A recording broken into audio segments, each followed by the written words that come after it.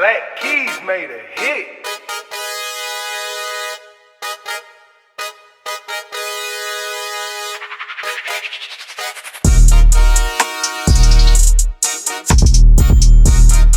Hi, welcome back. I'm Afi Frank, and this is Let's Be Frank, where we talk about our financial journey. So today, I actually have a special guest that I want to share with you all. So if you remember, in episode 1, I kind of talked a lot about my experience with money early on in life, right? I talked about why I had the concept of, well, if you work, go to work every day, spend your money, right? I talked about my mom and how I needed maybe dance shoes or dance clothes or whatever I needed, and if she would ever to say to me, why I don't have it, my response would be, well, you go to work every day. Why don't you have it? So anyway, without further ado, I wanted to introduce you to our special guest today, my mommy, Millicent Bryant. Hi, Mom. Hi, Faye. So today, I'm so grateful to have my mom here. We were around the holidays, so she came to visit with me here in Houston. So anyway, so today's conversation will be a lot about just kind of my experience with money, right? How I was able to get those experiences, obviously, from my parents, my mom and my dad, and God rest his soul, he's not with us. But I wanted to ask some questions. I'm actually going to ask her maybe some tough questions that, she may get uncomfortable about. Well, we'll see how that works out. Okay. So my first question, Ma, is tell me your experience with money, finances that you learned from your parents, from grandma and grandpa.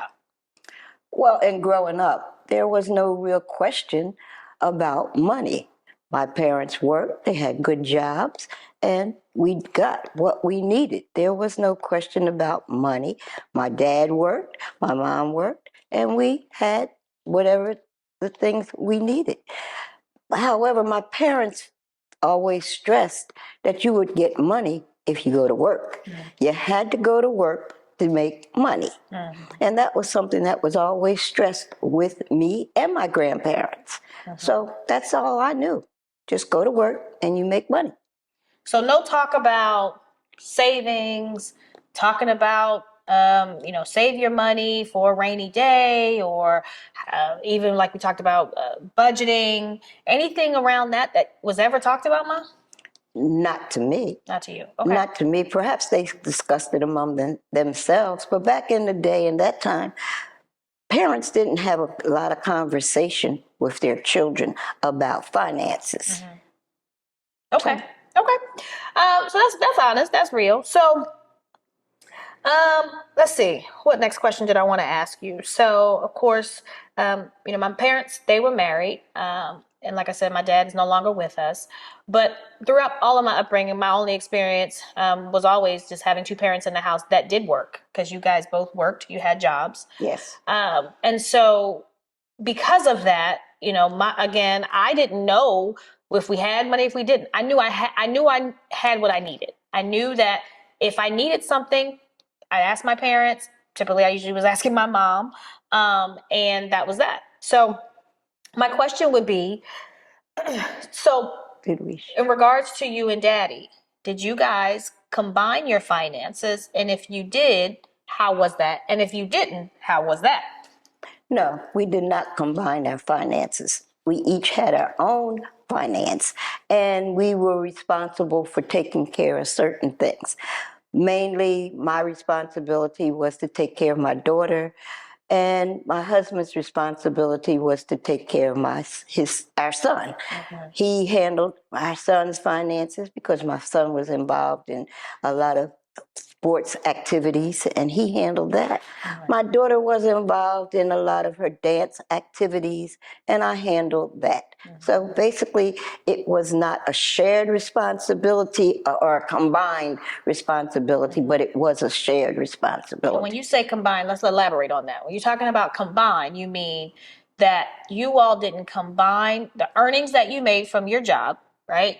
Yours went into one bank account, and then Daddy's went into a different bank account. That's correct. Right? Yes. So at no point did you know really how much Daddy was bringing home and vice versa? No, not really. Not really? Okay. No. So you knew how much money he was bringing home? I knew what his paycheck was supposed to be bringing home. Okay.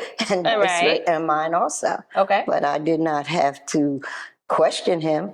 He paid what the bills that needed to be paid, and I paid what I was responsible for. So it was just that way. I never questioned him. He worked, and I worked. So another tough question, Ma. Mhm. So who was the breadwinner in the house? I basically was. Okay. I basically was the breadwinner because I worked more than one job, and I think I made more than he did as far as the job that he had. So I think that I was the breadwinner, or was looked at as the breadwinner. But I don't think that disturbed him in any way, shape, or form. Right. Yeah. I mean, I think the reason why I'm asking that is where I'm going with that, Mom, is that did that have any impact on how the money was spent? Meaning, well, I make more money than you, or vice versa, or you make more money than me, Mill, so you need to be paying more. No, it was No. never that kind of conversation. Okay. Never. Okay. So you felt that like I it was- remember. Okay. Yeah. Okay. Well, that's fair. All right. And so saving, budgeting. Was that ever a conversation that you and Daddy had? Was that something that you feel was a constant, conversation? We need to make sure we have this for a rainy day, or maybe not. I don't know. What was that like? No, I don't ever remember having that conversation with him as far as budgeting. When we needed to have something done, it was a combination. We both put some money together and got it done, whatever needed to be done. I don't think we made a effort to save just for one particular activity. No. So I want to elaborate on that a little bit and talk about kind of myself and Slim's experience when it comes to combining finances. I think, and again, as you see, that was not something that was talked about with my parents, right? They kind of did it individually and separately. I think Slim and I's experience has always been you combine your money, because if you're trying to create a budget or a goal that you have in mind for the budget, then you have to combine these things to get there in a more expedited way. And so I think if maybe, and you can tell me if I'm wrong, Ma, if you all knew that that was an option to combine your finances to maybe get to the goal faster. Maybe the goal was you all wanted to do a vacation, or you wanted to pay down a electricity bill faster, or myself or my brother had some kind of expense to pay for the activities we had. Maybe if you had that option of knowing that the combined finances would get you to the goal faster or expedite that, maybe that you would do that. We've talked to friends before, myself and Slim have talked to friends and shared with them our experience of combining our finances. And they were like, oh, we didn't even know you could do that. Like, that wasn't even an option for me, right? So knowing your options and knowing there are other ways to do things helps everybody kind of understand, oh, there's different ways or other ways that we can get to certain goals or achieve things in a different way. So that's a good point that you spoke That's about. That's an excellent point. Yeah. And that's something that back in the day, in my time, we never thought about. Yeah. And perhaps younger people in this day and time should consider those options. Got it. Okay. So we're going to talk about, how you felt. And again, this is just your experience and maybe reliving or kind of remembering any conversation that you felt like you had with me as a young girl, whether it be young or when I went to college, about finances and money management. Well, Afi and I had conversations about money management when she went off to school. And I did make sure that Afi had a budget, an allowance, while she was away at school. And that was what she was restricted to use while she was there. Restricted is the key word, y'all, because she gave me a debit card, right? It was a debit card that was attached to her account.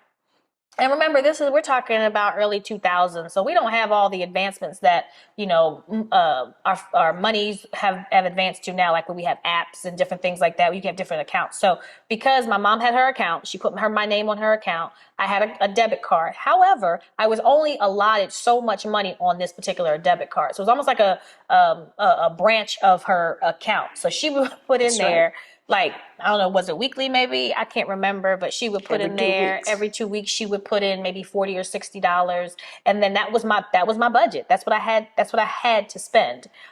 So it did give me a sense of, okay, this is all you have for this amount of time, and you can't overspend because you don't have anything else in there to spend. See, that was the difference. It wasn't a credit card. It was literally, this is the cash amount in this on this card, and that's all you can use. So I was eating pizzas and ramen noodles for the most part when I was in college, just because that's all I had. So, but that's a good point. That's good. Yeah, I mean, that was certainly my early money management teachings, because that's what I was only afforded. So, okay. So do you have any questions for me, Mom? Yeah, my question to you is, how do you think you would have done, how much better would you have done if I had addressed our financial situation in a better way? That's a good question. I think one of the areas that I think I struggled most with is, just because I got up and worked every day, there was never a plan put in place of how you pay it off what you spent, right? So yes, I get up and I go to work every day and I have the money, right? But just because I have the money doesn't mean I have to spend it. That was one. Number two is, if I am incurring debt, then how do I put a plan in place? Or is there even, I didn't know that there was a plan that you could put in place, right, to pay this off. So I had to learn that lesson. And I think I mentioned that in the first episode, where I had a credit card. I would max out my credit card. And then I was like, oh, crap, I got to pay this off. Like, I don't have any more on this thing to spend, because obviously it's not a tangible thing, right? It's something that you're just swiping. You're just constantly swiping it, and you don't realize this has to be now paid off. I also remember something too, I remember I was living in California and I had a car, my first car that I had, and it just kind of it was done, right? I had to go and buy a new car. And I called my mom and I said, Mom, I got to buy a new car. And your response to me was, and I'm telling y'all, this is where I get it. I said, Mom, I got to buy a new car. You said, well, you work every day. You got a job. You can afford a new car. And I was like, oh yeah, that's right, I can. Well, looking back on that now, I would have disagreed. I disagree with that. And the reason why I disagree with that is because I did have a job, but did I have or was I making the type of money that I could afford a brand new car? And the answer to that is really no. I think my salary back then was maybe $45,000, if that, right? I had a $45,000 annual salary. The car that I purchased now was, I think at the time it was like $26,000, right? So now I'm putting myself in this financial burden of having this higher amount of car debt. I got credit cards, I got rent to pay, I got gas I gotta buy, I got insurances I gotta pay for, because when you get a brand new car, you gotta pay for insurance. So these are things that I wasn't being necessarily told. Now, she was not telling me wrong. Yeah, I had a job, but should I have purchased a new car? Probably not. I probably should have went ahead and got a used car, because that's really what I could afford. And that's really what we're talking about here, y'all. It's all about being smart and managing what you actually have. And so I just wanted to kind of bring my mom on today, talk a little bit about my experiences. Listen, she was in town. It was almost the right thing to do to have her on to share with you all, so that you all understand kind of where I come from and my experience with money. And I'm so appreciative that you were able to join us today, Mom. So thank you so much. Thank you for having me, Afi. I appreciate it. Thanks, y'all. Next time, we'll bring Slim back on. Don't forget to like, share, and subscribe. Till next time. Thank you. Hey, what's up, good people? It's your boy Slim from Let's Be Frank podcast. Hey, don't forget to, where is it? Right here. Smash that subscribe button. Smash it, jam on it, roll on it, and tell all your friends about us. Peace.